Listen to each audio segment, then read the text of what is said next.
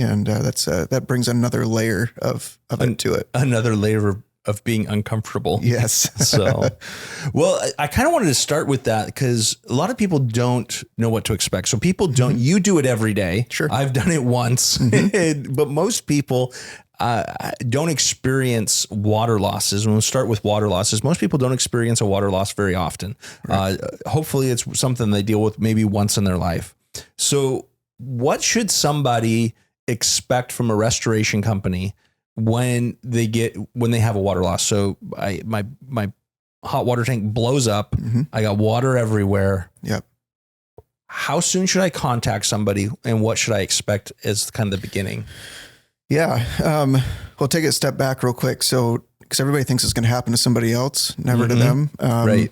But the statistics say that 1 out of every 50 homes has a water loss a year. Wow. And so, from a market research standpoint, that's what the industry would say, right? So, you're right. It really does fall into once a lifetime, typically. Although we unfortunately have repeat customers that know us well, just because something goes wrong or whatever. Yeah, you don't want to be the repeat client. No, you don't want to have Sam on speed dial. No, you don't. But in the off chance that you do, we're here. But yeah, so it does happen pretty regularly. But going to what you should expect.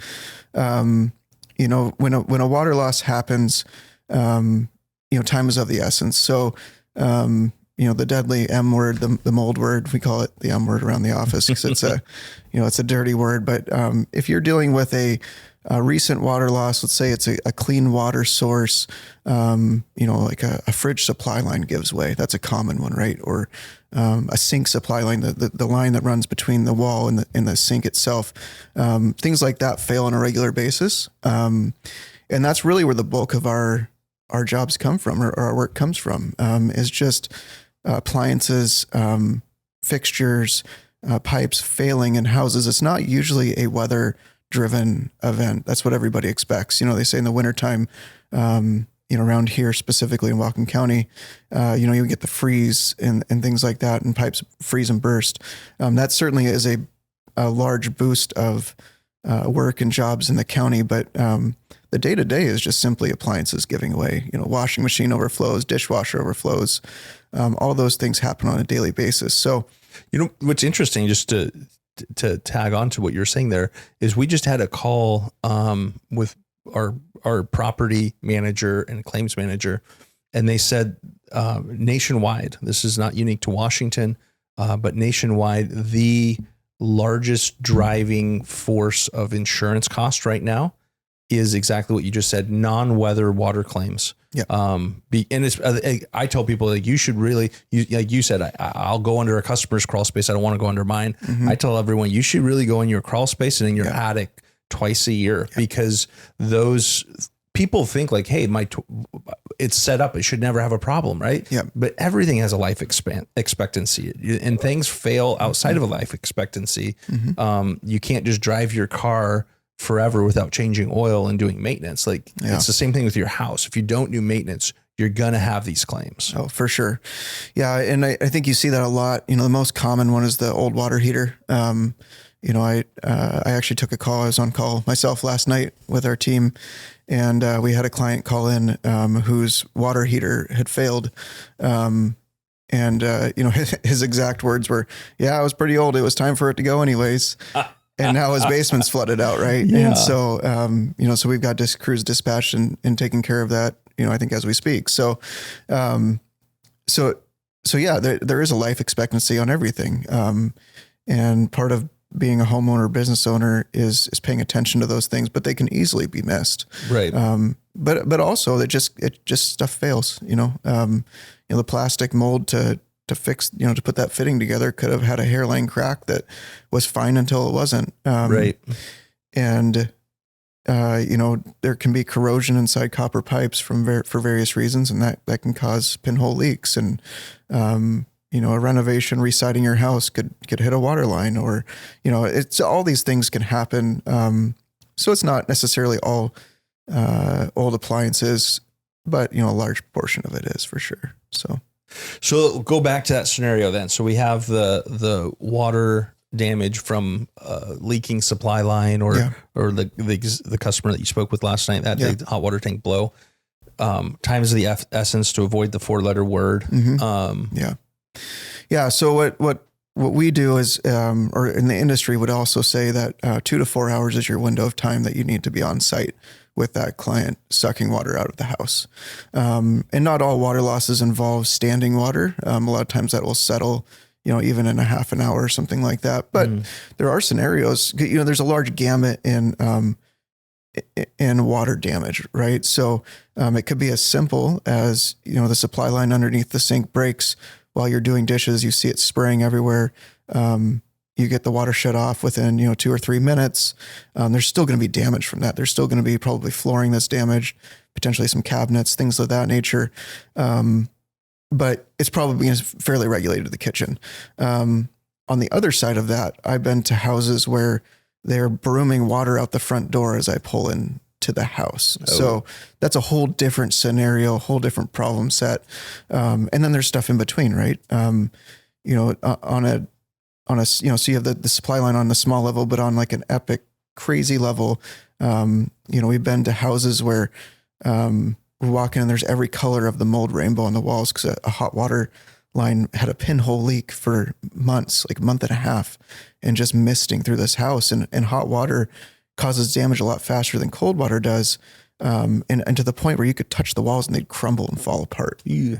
So, there's a large range there, but, for a generic, smaller water damage, project or claim or whatever you want to call them, time is of the essence because you do want to get the water out as fast as possible. So when we look at water damage, we're looking at loose water, and that's what we're looking to get out right away. And then bound water is what we're trying to remove from the actual structural wood. So part of that would be, so loose water we're getting out using extraction equipment. So all of our trucks come equipped with extractors, whether they're built into the truck, like running on a PTO system, or they could be a portable extractor.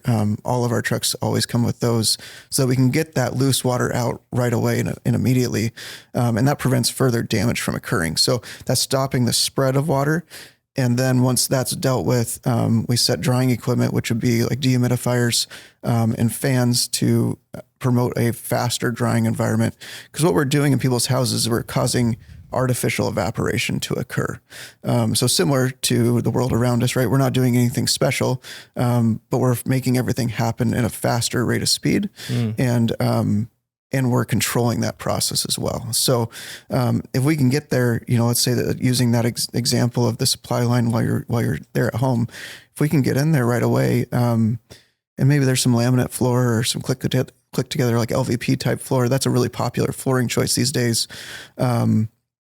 If we can get in there very quickly and remove that floor fast, get to that subfloor, get it drying, you could have a turnaround in 3 or 4 days of a dry out. And then there's the repair process that comes along with it afterwards. But that takes a little bit longer typically to get source materials, get estimates approved through insurance carriers if that's the way you're going. But that front end work can be done very quickly. When the water is allowed to sit and stay in the wood and become bound, that's when it takes a lot longer for it to be removed from the home. Right. When it soaks in, it's going to be a lot harder to dry it out. That's exactly right. Yeah. Versus it's sitting on the top. Exactly. That's correct. Yeah. Yeah. So when they show up, so like 2 to 4 hours, it happens. I go, oh crap. I call someone. And now this is the part that I guess a lot of people don't think about, which they should, is, it happens at, 8 o'clock at night, typically, probably. A lot of them are in the evening. And so their first instinct is to call me, the insurance agent. But I'm off, right? We're not at home. Mm-hmm. So they really do need to have I guess on me, the onus would be like, as an insurance agent, I need to make sure I'm telling people like, hey, make sure you have Service Master's phone number. Yeah. Make sure you have Sam available. So that way, when something happens, they call you at 8 o'clock at night and you guys respond. Yeah. And then you show up or your guys show up. Mm-hmm. Do they give me a scope and cost right away before the work starts? Or is it something like where they're like, hey, we show up, we start work, then we'll tell you what it's going to cost? Yeah. So there's a variation there between small and large water losses, right? So if you have a small water loss, like the kitchen example, given construction costs and things like that, honestly, I would say the vast majority of water damage claims are insurance related events. That said, though, I think we've had a conversation about this in the past where, with the changes in the insurance industry, that might shift a little bit. But we're flexible either way for our customers. So what we do to address that is, if we show up and the whole house is flooded out, there's probably not a lot of need for an estimate at that point. It's like, right. Hey, let's get the water out. Let's set drying equipment to stabilize this thing. And then, 8 a.m. tomorrow morning, we're going to be on the phone with, yourself as the agent or the insurance adjuster if the claim has already been filed, to discuss scope of work. But from a pure cost standpoint, we use a program called Xactimate, and Xactimate is an agreed pricing program that is a third party independent of the insurance industry as well as the restoration industry. And it kind of exists in this gap that goes in between. And so they're basically taking market conditions and adjusting price lists based on zip codes.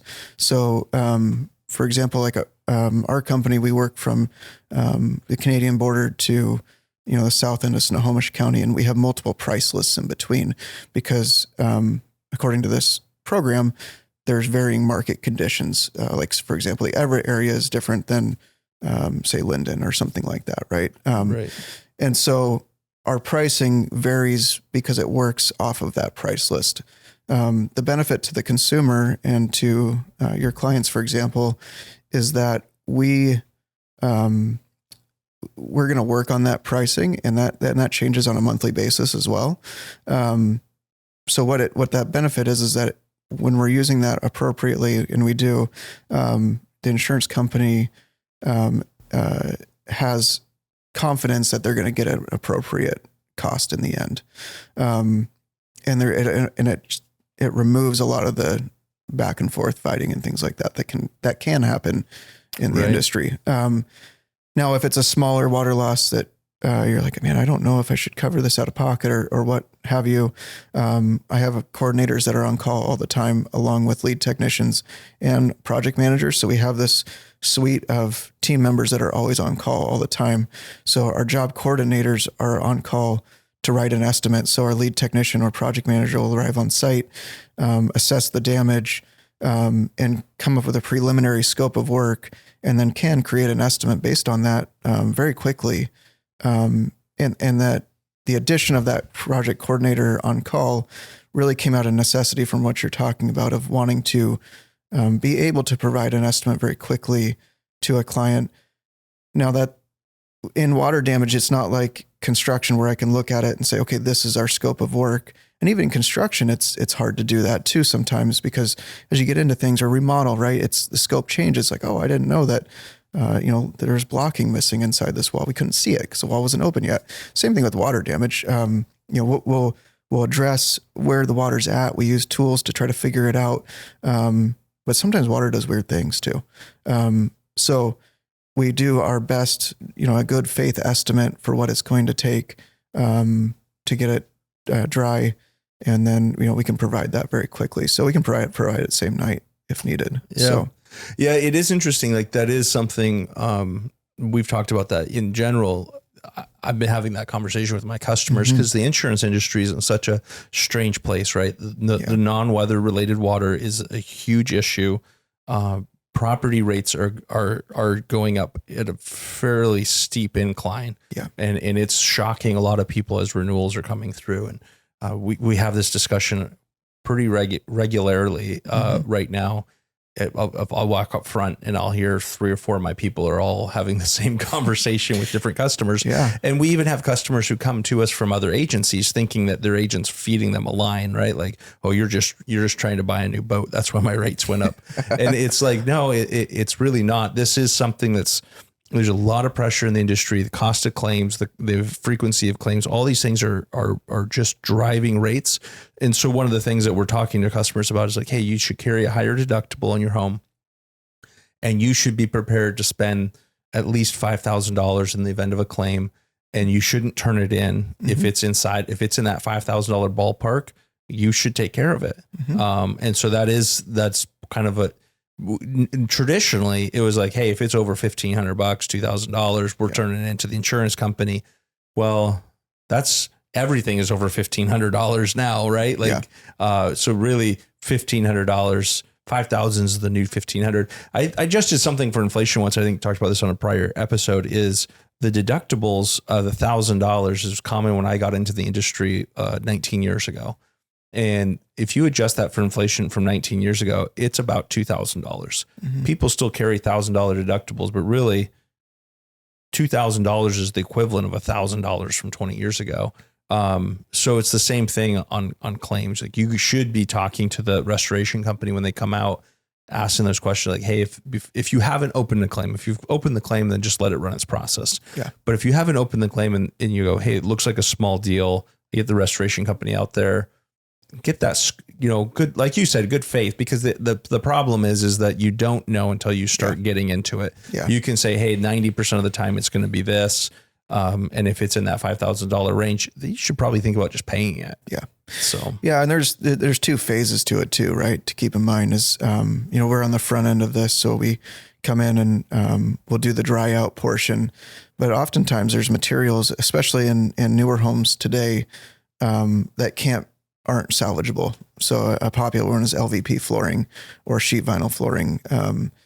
And where we used to see a lot of carpet, and that could be dried in place and salvaged, large percentage of the time, especially in a freshwater leak type situation, we can clean it and it can be salvaged, and it's all good. With LVP, water is getting around it and getting underneath and getting into the subfloor that way. And the way to dry that subfloor out is to remove the LVP. And so unfortunately now you're removing that flooring, right? And so if you look at costs per square foot on the repair portion of it, so, your install cost as well as your material cost, and, insurance is designed to put you back to where you were before the loss happened. So, if you had a budget of, let's say, $4 or $5 a foot for the LVP floor, and then, a couple dollars a foot for install or whatever that looks like. I don't know those numbers off the top of my head, but just guesses. Now, all of a sudden, if you have a continuous flooring is the current trend, right? I mean, if you go to any new houses or walk through an open house, new homes are being built with the main level of the house and the main living area all the same flooring, right? And so it runs all the way through. And in a water loss, typically painting's a component of it as well. So it's really easy for the stuff to spiral is not the right word, but a little bit of water can go a long ways, right? And it can become, might have just been a small leak in the kitchen, but because those materials are continuous, it's affecting the whole main level of the home, right?